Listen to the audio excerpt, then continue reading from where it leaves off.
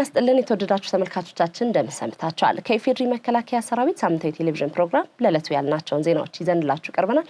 በያላችሁበት ሆናችሁ ቆይታችሁን ከኛ ጋር እንድታደርጉ በአክብሮት ጋበዘን። አላጌ የሚገኘው የጦር ጉዳተኞች ማገገሚያ ማዕከል በልብስ ስፌትና ዲዛይን ስራዎች ያሰለጠናቸውን ሁለተኛ ዙር የጦር ጉዳተኞች አስመረቀም። ስልጠናውን ያዘጋጁት የመከላከያ ጤና ዋና መምሪያ፣ የመከላከያ ፋውንዴሽን እና የአዳማ ጋርመንት ኢንዱስትሪ በመተባበር ነው። የመከላከያ ሰራዊት ፋውንዴሽን የሰራዊቱን የመኖሪያ ቤት ችግር ከመቅረፍ ባለፈ የጦር ጉዳተኞች በተለያዩ ሙያዎች ራሳቸውን እንዲችሉ እገዛ እያደረገ መሆኑን የጤና ዋና መምሪያ ኃላፊ ሌተናል ጀነራል ጥጋቡ ይልማ ገልጸዋል። እነኚህ ጓዶች ቲዮሪ ብቻ አይደለም የሰለጠኑት፣ ይኸው መመረቂያቸው ለብሰዋል። አምርተው ራሳቸው በተማሩበት ሙያ አምርተው ለብሰው ነው የተመረቁት። ምንድነው ምን ሆነው ከማለት ይልቅ አሁን ምንድነው ምን ሰራው ማለት የጀመራችሁ ነውና ተመራቂዎች በዚህ አጋጣሚ እንኳን ደስ አላችሁ ልላችሁ ፈልጋለሁ። ለሀገራቸው መስዋዕትነት የከፈሉትን እነዚህን ጀግኖች በተለያዩ ሙያዎች አሰልጥኖ ማብቃት መቻሉ ትልቅ ኩራት መሆኑን የተናገሩት ደግሞ የመከላከያ ሰራዊት ፋውንዴሽን ዋና ስራ አስፈጻሚ ሜጀር ጀነራል ደረጀ መከርሳ ናቸው። የአላጌ የጀግኖች አምባ የጦር ጉዳተኞች ጊዜያዊ ማገገሚያ አዛዥ ኮሎኔል ምሳባው አረብ በበኩላቸው ሰልጣኞች የፈጠሩትን አቅም በተጨባጭ ወደ ተግባር በመቀየር አምራች ዜጋ ሊሆኑ እንደሚገባ ጠቁመዋል። ዘገባው የሁላገርሽ አባተ ነው። የመከላከያ ሚዲያ ባለሙያዎች የኢትዮጵያን ብሔራዊ ጥቅም በተግባር ማስጠበቅና ይህንንም በሰራዊት ውስጥ ማስረጽ ይጠበቅባቸዋል ሲሉ የመንግስት ኮሚኒኬሽን አገልግሎት ሚኒስትር ዴኤታ ተስፋውን ጎበዛይ ገለጹ። ለይታያል ምህረት ዘገባ ዝርዝር ልደት አስረስ። የመከላከያ ሰራዊት ሚዲያና ኮሚኒኬሽን ማዕከል ከተለያዩ የሰራዊታችን ክፍሎች ለተውጣጡ አመራሮችና ባለሙያዎች ስልጠና እየሰጠ ይገኛል። በጂኦፖለቲካዊ አውዶች በኢትዮጵያ ብሔራዊ ጥቅምና በኮሚኒኬሽን ሚና ዙሪያ የመንግስት ኮሚኒኬሽን አገልግሎት ሚኒስትር ዴኤታ ተስፋውን ጎበዛይ ስልጠና ሰጥተዋል።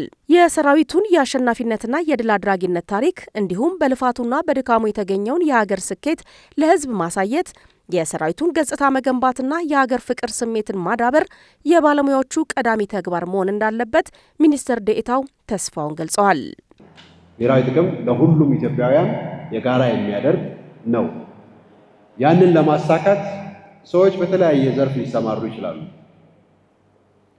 አንዳንዶች ነግደው በማትረፍ ለዚህ ኮንትሪቢዩት ያደርጋሉ። አንዳንዶች በማስተማር ለዚህ አስተዋጽኦ ያበረክታሉ። ሌሎች በሕክምና ሙያ ተሰማርተው ጤነኛ ዜጋ በመፍጠር ለዚህ አስተዋጽኦ ያበረክታሉ። ሌሎች ሜዳ ወርደው ምሽግ አድረው የሀገር ዘብ በመሆን ለዚህ አስተዋጽኦ ያደርጋሉ።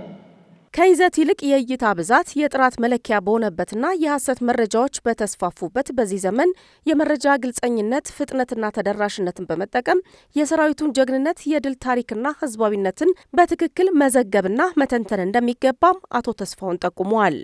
ሚኒስትር ዴኤታ አቶ ተስፋውን ጎበዛይ የተቋሙ የሚዲያ አመራሮችና ባለሙያዎች ዓለም አቀፋዊ፣ ቀጠናዊና ሀገራዊ ሁኔታዎችን በጥልቀት በመከታተልና በመረዳት የተቀናጀ የኮሚኒኬሽን ስራዎችን በመስራት የኢትዮጵያን ብሔራዊ ጥቅም ለማስከበር በቁርጠኝነት መንቀሳቀሳቸውንም አጠናክረው መቀጠል እንዳለባቸው ተናግረዋል።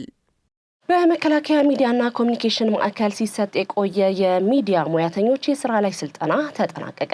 ማዕከሉ የሰራዊቱን ስነ ልቦናዊ ዝግጁነት በመገንባት የሰራዊቱን ገድል በመዘገብ ሰራዊቱንና ህዝቡን በማገናኘትና መረጃ በመስጠት የማይተካ ሚና እየተጫወተ ይገኛል። ማዕከሉ የባለሙያዎችን አቅም ከፍ ለማድረግ ያዘጋጀው የስራ ላይ ስልጠና ይህንኑ ተግባሩን አጠናክሮ ለማስቀጠል ያለመ ሲሆን ትልቅ አቅም እንደፈጠረም ተገልጿል። የመከላከያ ሚዲያና ኮሚኒኬሽን ማዕከል ኃላፊ ሜጀር ጀነራል እንዳልካቸው ወልደ ኪዳን የሚዲያ ሙያተኛው በየሙያ መስኩ ሌት ተቀን በመትጋት እጅግ ውጤታማ ስራ እየሰራ መሆኑን አንስተዋል። ሜጀር ጀነራል እንዳልካቸው ወልደ ኪዳን አክለውም ሙያተኛው የተሰጠውን ስልጠና መነሻ በማድረግ ወደፊት የሚጠበቁ ስራዎችን በትኩረትና በተነሳሽነት መስራት እንደሚጠበቅበትም አሳስበዋል። ሰልጣኞች በሰጡት አስተያየትም በወሰዱት ስልጠና በሁሉም ሚዲያዎች የመስራት አቅምን እንዳጎለበቱና በአጠቃላይ ከዘመኑ የሚዲያ አውድ ጋር እንዴት ተዋህዶ መስራት እንደሚቻል እውቀት ማግኘታቸውን ተናግረዋል። ማዕከሉ ስልጠናቸውን በብቃት ላጠናቀቁ ሙያተኞችና አሰልጣኞች የእውቅና ሰርተፊኬትም አበርክቷል።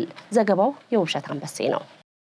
በምስራቅ እዝ ማሰልጠኛ ማዕከል ለመሰረታዊ ወታደሮች ለወራት ሲሰጥ የቆየው የአቅም ማጎልበቻ ስልጠና በልዩ ልዩ ወታደራዊ ዝግጅቶች ተጠናቀቀ። ተመራቂዎቹ በተኩስ፣ በአካል ብቃት፣ በወታደራዊ ስነ ልቦናና በዲሲፕሊን ጠንካራ አቅም መገንባታቸው ተጠቁሟል።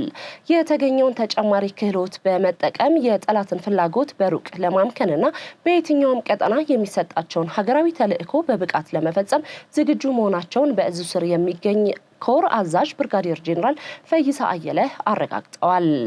ኢትዮጵያ በባዕዳን ያልተገዛች ሉዓላዊ ሀገር በመሆኗ ሰራዊቱ ይህንን ታሪካዊ ክብር ለቀጣይ ትውልድ የማስተላለፍ ኃላፊነት እንዳለበትም የምስራቅ እዝ ምክትል አዛዥ ሜጀር ጄኔራል ፍቃዱ ጸጋይ በስልጠናው ማጠናቀቂያ አሳስበዋል። ዘገባው የሀብታሙ ገመቹ ነው። የኢትዮጵያ አየር ኃይል ወታደራዊ አካዳሚ ያሰለጠናቸውን የኢትዮጵያ አየር መንገድ 9ኛ ዙር እጩ የአቪዬሽን ሰልጣኞች አስመረቀ። የኢትዮጵያ አየር መንገድ ወታደራዊ አካዳሚ ተወካይ ሌተናል ኮሎኔል ዶክተር ሙሉ ብርሃን ኃይሉ ሰልጣኞች በአካል ብቃት፣ በሀገር ፍቅርና በስነ ምግባር ታንጸው እንዲወጡ መደረጉን አመላክተዋል። ሁለቱ አንጋፋ ተቋማት ዘመናዊ ቴክኖሎጂን ከሰለጠነ የሰው ኃይል ጋር በማቀናጀት የሀገሪቱን ከፍታ እውን ለማድረግ በርካታ ስራዎች እየሰሩ እንደሚገኙ የአየር ኃይል ስታፍ አስተባባሪ ብርጋዴር ጄኔራል አበበ ተካ ተናግረዋል። የኢትዮጵያ አቪዬሽን ዩኒቨርሲቲ ፕሬዝዳንት ላቀ ታደሰ በበኩላቸው የተቋማቱ የስራ ግንኙነት ወደ ላቀ ደረጃ መሸጋገሩንና ቀደም ሲል የሰለጠኑትም ተቋማቸውን በዲሲፕሊን እያገለገሉ መሆኑን በመጥቀስ ለአየር ኃይሉ ምስጋና አቅርበዋል። ዘገባው የእሱ ያውቃል ሙልዬ ነው። ውትድርና የብዙ ሙያዎች መገኛ መሆኑን የጠቅላይ ሚኒስትሩ የማህበራዊ ጉዳዮች አማካሪ ሞሐዘ ጥበባት ዲያቆን ዳንኤል ክብረት ተናገሩ። ሞሐዘ ጥበባት ዲያቆን ዳንኤል ክብረት ይህንን የተናገሩት የመከላከያ ስፖርትና ኪነ ጥበባት ማዕከልን የስራ እንቅስቃሴዎችን በጎበኙበት ወቅት ነው። በጉብኝቱም የአዲስ አበባ ዩኒቨርሲቲ መምህር ረዳት ፕሮፌሰር ቻላቸው ፈረጀና የማዕከሉ ከፍተኛ መኮንኖች ተገኝተዋል። በወታደራዊ ኪነ ጥበባዊ ስራዎች ዙሪያ በተለያዩ መንግስታት የነበረውን ሂደት ማብራሪያ የሰጡት የመከላከያ ስፖርትና ኪነ ጥበባት ማዕከል ኃላፊ ብርጋዴር ጄኔራል ጌትነት አዳነ ማዕከሉም በኪነ ጥበብ ስራዎች በሀገር ውስጥ ብቻ ሳይሆን በዓለም አቀፍ ደረጃም በንቃት የሚሳተፍ መሆኑን ጠቁሟል። ማዕከሉ የሙዚቃ ኮሌጁን ጨምሮ ግቢውን ለስራና ለመማር ማስተማር ተግባሩ የበለጠ ምቹ ለማድረግ በመንቀሳቀስ ላይ መሆኑንም ብርጋዴር ጄኔራል ጌትነት አዳነ ገልጸዋል። በታሪኩ አንጋፋ የሙዚቃ ባለሙያዎችን ያፈራው ይህ ማዕከል ታሪኩን አጠናክሮ በማስቀጠል የሀገር ኩራት ወጣት ባለሙያዎችን በጥራት ማፍራት እንዳለበት ዲያቆን ዳንኤል ተናግረዋል። እሴት፣ ዲሲፕሊን፣ ሞራል፣ ስነ ምግባር በመስራት ረገድ ከሁሉም የመከላከያ ዘርፎች ደግሞ የእናንተ የተሻለ እድል ስላለ እሱን ተጠቀሙ ነው። ማዕከሉ ለጀመራቸው የመሰረተ ልማት ማስፋፊያና ውጥኖች ስኬት የበኩላቸውን ድጋፍ እንደሚያደርጉም ሞሐዘ ጥበባት ዲያቆን ዳንኤል ክብረት ጠቁመዋል። ዘገባው የአስማር ወርቅ አስታወሰኝ ነው። ኢትዮጵያን ወክለው የምስራቅ አፍሪካ ተጠንቀቅ ኃይል አዛዥ ሆነው ለ3 ዓመታት ያገለገሉት ብርጋዴር ጄኔራል ጌታቸው አሊ የስራ ዘመናቸውን አጠናቀው ስልጣናቸውን ለኬንያው አዛዥ አስረከቡ። ለበላቸው ክንዴ ዘገባ ዝርዝር ራሄል ገዛኸኝ።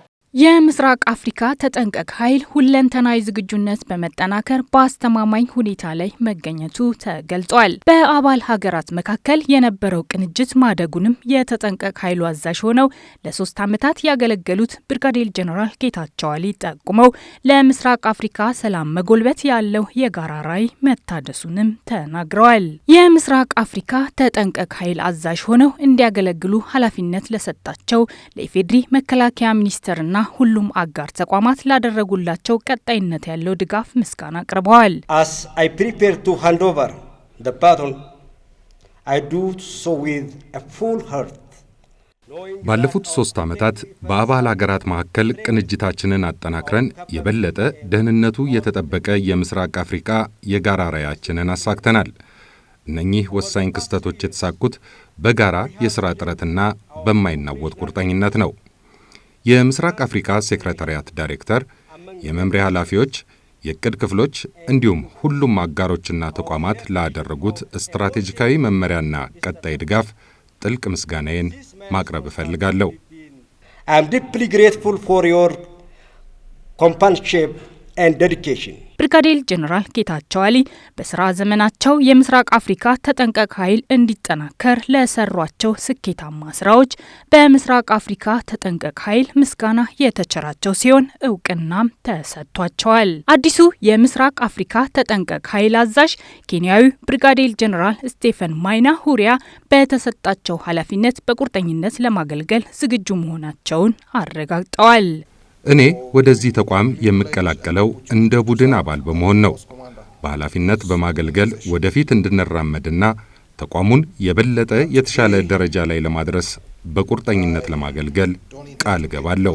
እንዲሁም በመስሪያ ቤቱ ከሚገኙ ባልደረቦቼና ከዋና ጸሐፊው አስፈላጊውን ድጋፍ፣ ትብብርና እገዛ እንደማገኝም ተስፋ አደርጋለሁ። My colleagues at the force headquarters and support from the secretariat and I know we'll deliver. ከኃላፊነት ርክክቡ በኋላም በአዲሱና ተሰናባቹ አመራሮች የተመራ ቡድን መቀመጫውን በአዲስ አበባ ያደረገውን የተጠንቀቅ ኃይሉን የሎጂስቲክስ ቤዝ ክፍሎች ጎብኝቷል። በመጨረሻም ስፖርት። ዓመታዊው የጎልፍ ስፖርት ውድድር በመከላከያ ሰራዊት ፋውንዴሽን የጎልፍ ክለብ ሜዳ ተካሂዷል። የጎልፍ ስፖርት ለሀገራችን ቱሪዝም መበራከት የራሱን ሚና እያበረከተ እንደሚገኝ የኢትዮጵያ ጎልፍ አሶሲዬሽን ፕሬዝዳንት አቶ ተሾመ ሞሲሳ ጠቁመዋል። ስፖርቱ የእድሜውን ያክል ታዋቂነትና ብዛት ያለው የስፖርተኛ ቁጥር ማግኘት አለመቻሉን የጠቀሱት አቶ ተሾመ ሞሲሳ ከመከላከያ ሰራዊት ፋውንዴሽንና መሰል ባለድርሻ አካላት ጋር በትብብር በመስራት ስፖርቱን እያስተዋወቁ መሆናቸውንም ተናግረዋል። የመከላከያ ሰራዊት ፋውንዴሽን የጎልፍ ክለብ ስራ አስፈጻሚ ሌተናል ኮሎኔል ዘውዱ ቱሉ በበኩላቸው ፋውንዴሽኑና የኢትዮጵያ ንግድ ባንክ ተቀናጅተው ያካሄዱት የጎልፍ ስፖርት ውድድር ስፖርተኞችን ለማበረታታትና በስፖርቱ ላይ ያለውን አመለካከት ለመቀየር ያለመ መሆኑን ጠቁሟል። ማንኛውም የስፖርቱ አፍቃሪ በአዲስ አበባ መከላከያ ሰራዊት ፋውንዴሽን ጎልፍ ክለብ በመምጣት በተመጣጣኝ ዋጋ መጫወት እንደሚችልም ሌተናል ኮሎኔል ዘውዱ ቱሉ ገልጸዋል። በርካታ ኢትዮጵያውያንና የተለያዩ ሀገራት ዲፕሎማቶችን ጨምሮ 54 ተወዳዳሪዎች በተሳተፉበት በዚህ ውድድር አሸናፊዎች የ6 ወርና የዓመት ክፍያ የተሸፈነላቸው ሲሆን የዋንጫ ሽልማትም ተበርክቶላቸዋል። ዘገባው የአባቱ ወልደ ማርያም ነው። በመከላከያ መገናኛና ኢንፎርሜሽን ኮሌጅ በአጭርና ረጅም ኮርስ ሰልጣኞች መካከል ሲካሄድ የቆየው ስፖርታዊ ውድድር ተጠናቀቀ። የመከላከያ መገናኛና ኢንፎርሜሽን ኮሌጅ የሰልጣኞችን አንድነታዊ ጥምረት ይበልጥ ለማጎልበት ከሚሰጣቸው ሙያዊ ስልጠና ጎን ለጎን ስፖርታዊ ውድድሮችን ሲያካሂድ ቆይቶ በደማቅ ስነ ስርዓት አጠናቋል። ዘገባው የወሰን ተሰማ ነው። ተመልካቾቻችን ዜና መከላከያ የተከታተላችሁትን ይመስል ነበር። ከቀሪ ፕሮግራሞቻችን ጋር በያላችሁበት ጥሩ ጊዜ ይሁንላችሁ።